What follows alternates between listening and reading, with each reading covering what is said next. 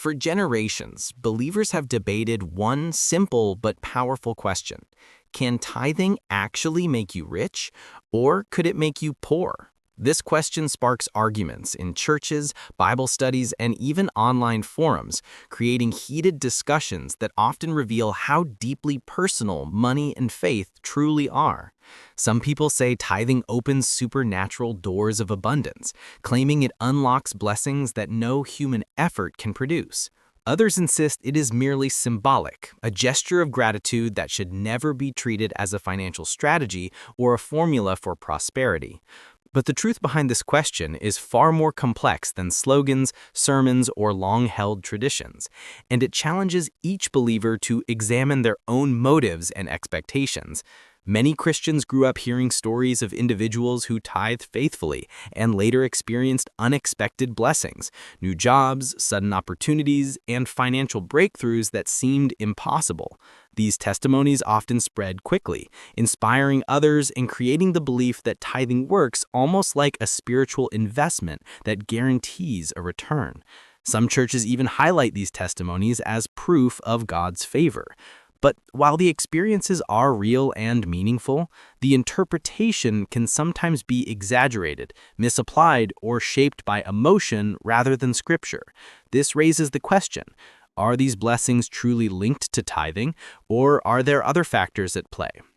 On the other side, there are believers who tithed for years yet still struggled financially, sometimes facing even greater challenges despite their faithfulness. They silently wonder why the promised blessings never appeared.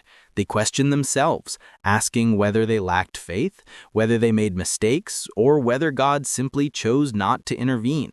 Their frustration often leads to deeper doubts. Is the modern concept of tithing aligned with the Bible? Are people practicing something God never intended? And could misunderstanding this principle lead to unnecessary financial pressure rather than spiritual growth? Before reaching any conclusion, we must return to the foundation and examine the origins of tithing with clarity and honesty. What exactly is tithing? How did it begin? Was it a universal command for all believers or a specific instruction for a specific people at a specific time? Understanding the true purpose behind tithing is essential not only for answering the question of wealth and poverty, but also for avoiding confusion, guilt, and false expectations. Only by exploring its biblical roots can we uncover whether tithing is meant to bring prosperity, spiritual discipline, or something entirely different. Tithing begins long before the law of Moses. The first recorded tithe appears in the story of Abraham, who gave a tenth of the spoils of war to Melchizedek. Abraham wasn't commanded to tithe. He did it voluntarily, moved by reverence and recognition of God's deliverance in battle. This simple detail reveals something often forgotten. The original tithe was an act of gratitude, not an obligation or a spiritual transaction. Abraham didn't give to receive a blessing, he gave because he already felt blessed. His action sets the tone for the earliest understanding of giving: thankfulness, generosity, and worship expressed without compulsion. Many believers overlook this, assuming tithing began as a strict command, when in reality it started as a personal act of honor. Centuries later, God formalized tithing for the nation of Israel. The tithe was not money, but agricultural products, grain, wine, fruit, oil, and livestock, the very resources that sustained the community's daily life. It was part of a national system designed to support the Levites, feed the poor, maintain the temple, and uphold the spiritual structure of Israel. In many ways, it functioned similarly to a tax, structured and mandatory, ensuring that every area of worship and social care had the resources it needed. This was not about individuals hoping for financial breakthroughs, it was about building a functioning society under God's direction. The idea of using the tithe as a personal financial formula would have been foreign to the people of that time. The Israelites didn't tithe to get rich. They tithed because it sustained their spiritual, social, and religious system. Without the tithe, the Levites, who had no land inheritance and depended entirely on the community's offerings, could not serve. Without the tithe, widows, orphans, and foreigners would go hungry, as they relied on portions specifically designated for them. Without the tithe, the temple would fall into disorder, and the nation's spiritual identity would weaken. So tithing was not a private act of seeking personal reward, but a collective act of preserving God's commands and ensuring that justice, worship, and community support continued without interruption. Understanding this context is crucial. It reveals that tithing in the Old Testament was never introduced as a formula for wealth or a secret method to unlock riches. Instead, it was an act of obedience that kept the community's spiritual life vibrant and stable. It was structured, practical, and deeply connected to Israel's identity as God's chosen people. But the story doesn't end there, because the New Testament changes everything. A shift begins, transforming the meaning of generosity, redefining giving, and introducing a new approach that focuses on the heart rather than percentages. When Jesus arrived, he didn't accuse people of tithing incorrectly.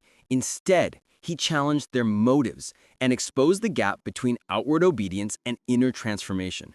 In Matthew 23:23, Jesus acknowledged that the Pharisees tithed perfectly, following every rule with precision. Yet he rebuked them because their hearts were corrupt and their priorities were misplaced. They obeyed the letter of the law, but ignored justice, mercy, and faith, the very things God values most.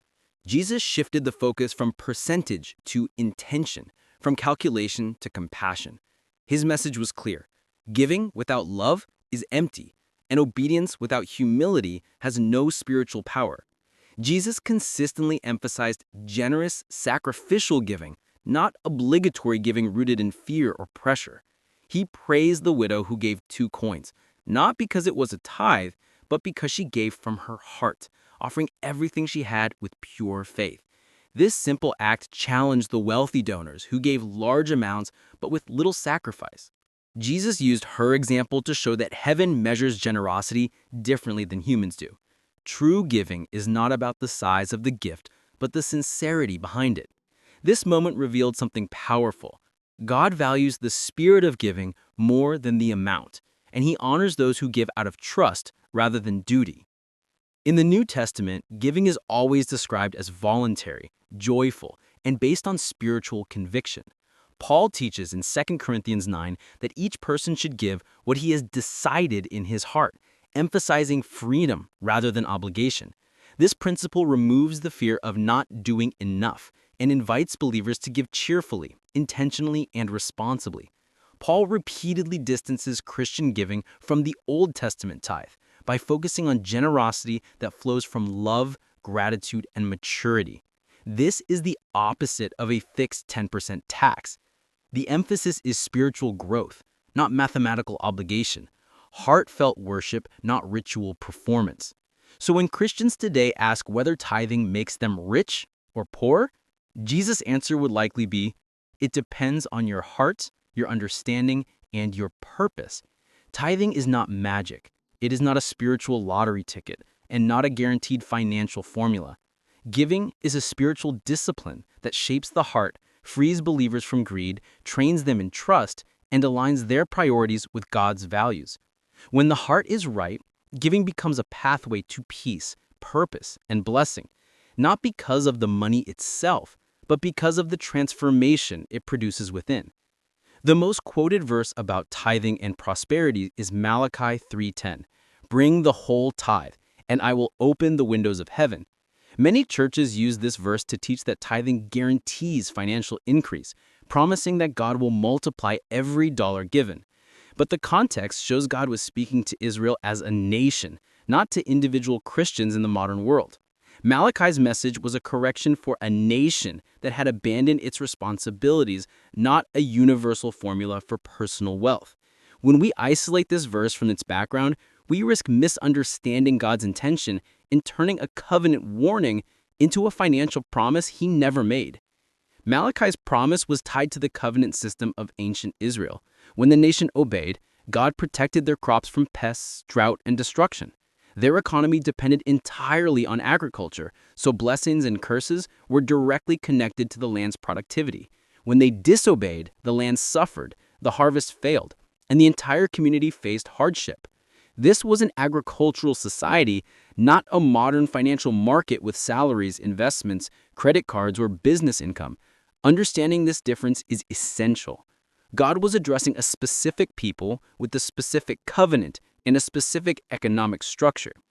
While the principle of generosity bringing blessing is universal, the specific promise of agricultural abundance in Malachi was tied to Israel's covenant, not to Christians today. God blesses a generous heart because generosity reflects his character, but the Bible never teaches that giving money guarantees becoming richer. Jesus himself warned that life does not consist in the abundance of possessions, reminding believers that God's blessings come in many forms: peace, relationships, opportunities, strength, protection, and guidance, not just financial gain. Reducing giving to a money exchange cheapens the deeper spiritual truths behind it. This doesn't mean giving is pointless or without reward. On the contrary, generosity positions the believer to experience spiritual, emotional, and sometimes even practical blessings.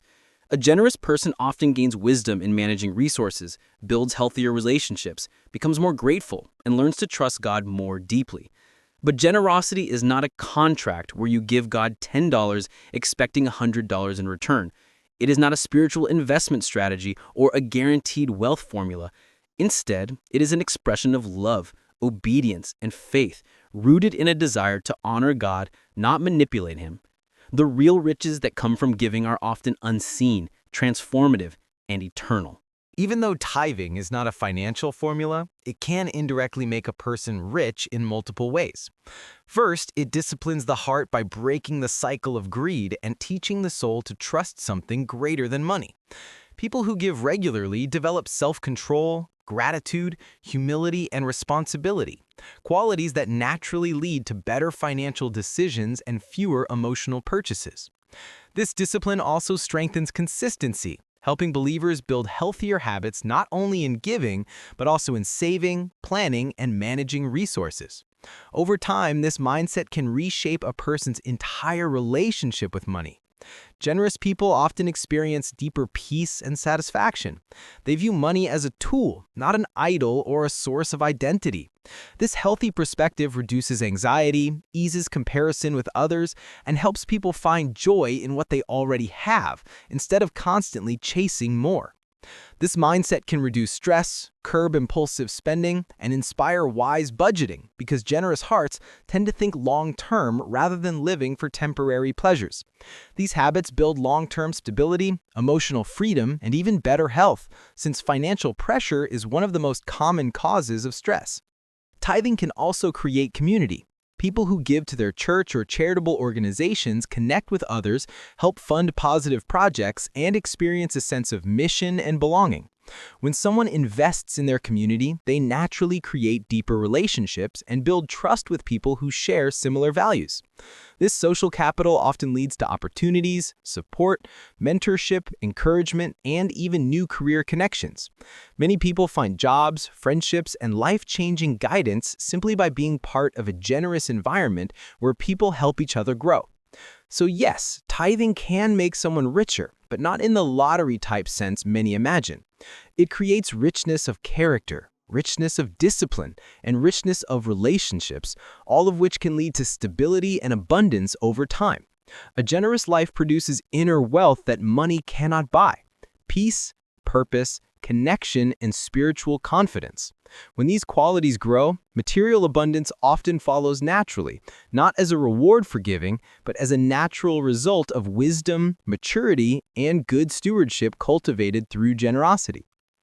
On the other hand, tithing can lead to financial stress if practiced without wisdom, careful planning, or understanding one's actual means. Some believers give money they don't actually have, hoping God will perform a financial miracle to cover their obligations. This creates anxiety, debt, and disappointment when reality doesn't match expectation. It can also damage relationships, as financial strain often brings tension within families. Misunderstanding tithing as a guaranteed payday can turn a spiritually intended practice into a source of stress, guilt, and shame. Others treat tithing like a supernatural investment plan, expecting instant results or measurable returns in their bank account. When these miracles don't appear, frustration, discouragement, and even anger can follow. Over time, this mindset can lead to spiritual burnout, disillusionment, and confusion about God's character. People may begin to question their faith, assuming that God is unfair or unfaithful, when in fact the misunderstanding lies in their expectations. Treating giving as a transactional contract with God undermines the deeper spiritual lessons tithing is meant to teach. For some families, tithing becomes a burden because they give out of fear. Fear of being cursed, fear of being judged by their church community, or fear of disappointing God. Fear-based giving is not biblical. It is coercive, heavy, and ultimately destructive. It robs joy from the act of generosity and turns a spiritual discipline into a source of stress and resentment. Over time, this type of giving can damage a believer's financial health, relationships, and even spiritual life, leaving people exhausted and discouraged rather than encouraged and uplifted. The Bible teaches wisdom, balance, and stewardship. Giving is meant to be done with careful planning, prayer, and discernment. If someone tithes correctly but manages money poorly, overspending, relying on high-interest loans, ignoring budgeting, or failing to save, they will still struggle financially. Generosity does not replace personal responsibility, planning, or discipline. True wealth, in the biblical sense, combines a generous heart with practical wisdom, ensuring that giving strengthens both spiritual life and financial stability rather than creating unnecessary hardship.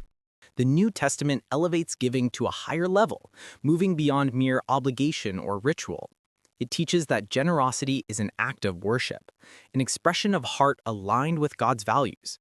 It's not about percentages or legalistic formulas. It's about purpose, intention, and devotion. Believers give because they love God, because they desire to advance His work on earth, and because they trust in His provision rather than their own resources. Generosity becomes a reflection of faith, a demonstration that life is not centered on accumulating wealth, but on sharing blessings, nurturing community, and fulfilling God's mission in the world. Every act of giving carries spiritual significance and can impact countless lives beyond immediate perception. Paul encourages believers to give cheerfully, willingly, and according to their ability, reminding them that each gift has value when offered with the right heart. This teaching creates freedom, removing the burden of obligation and replacing it with joy and intentionality. No pressure, no guilt, no fear, just pure generosity grounded in thankfulness. By giving this way, Christians experience a deeper sense of satisfaction and peace, knowing that their resources serve a higher purpose. The focus shifts from how much must I give to how can I reflect God's love through what I have.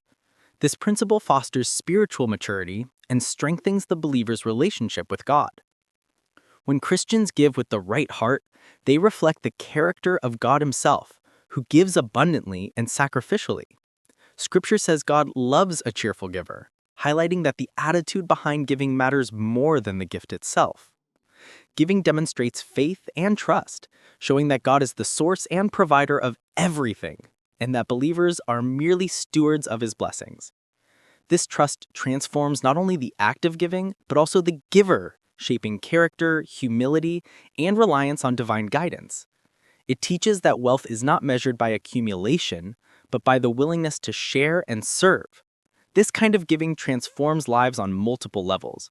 It strengthens the church, supports missions, helps the poor, feeds families, and spreads hope in tangible ways. It also impacts communities, inspiring generosity, building trust, and creating networks of support that multiply blessings far beyond the initial gift. The impact is eternal, shaping hearts, influencing generations, and advancing God's kingdom on earth. This is the true wealth the New Testament points to: spiritual richness, relational abundance, and the lasting joy that comes from living a life of purposeful, heartfelt generosity. One of the biggest misunderstandings today is treating tithing as a strict rule that all Christians must follow.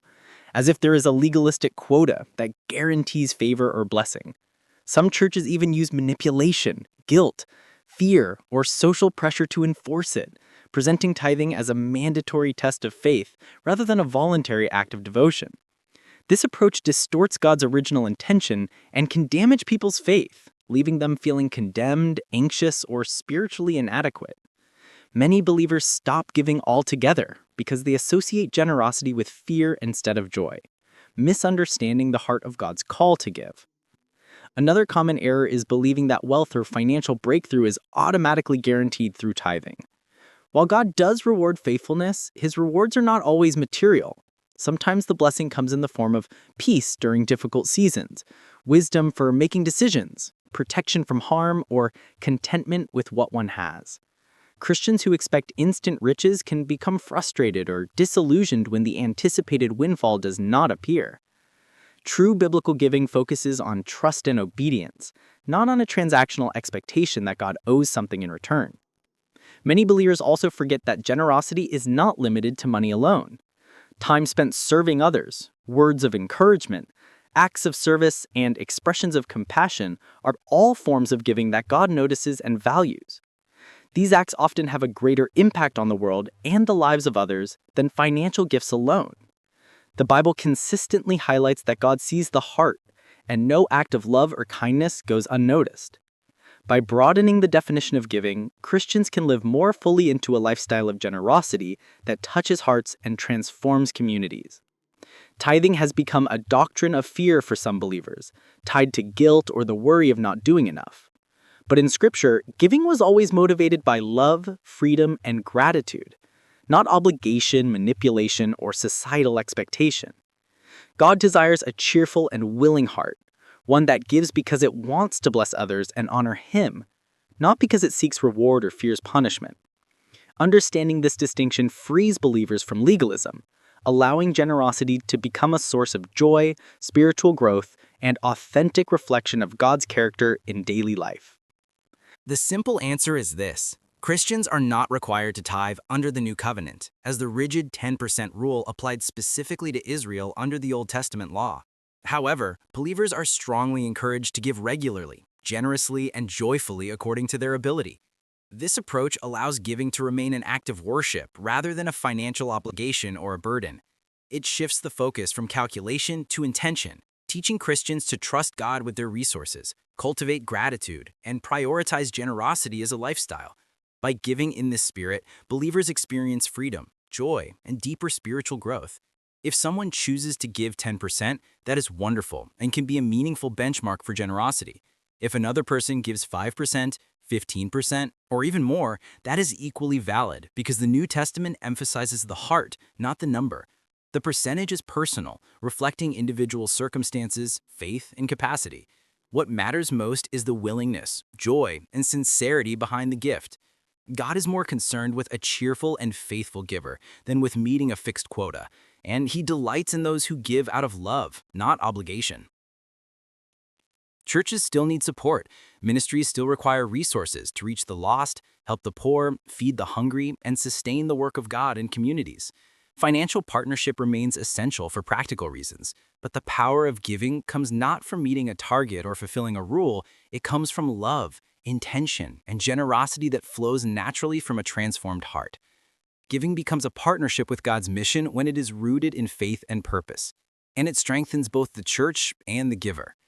So the question is not, should I tithe, but rather, how can I give with purpose, wisdom, and a grateful heart?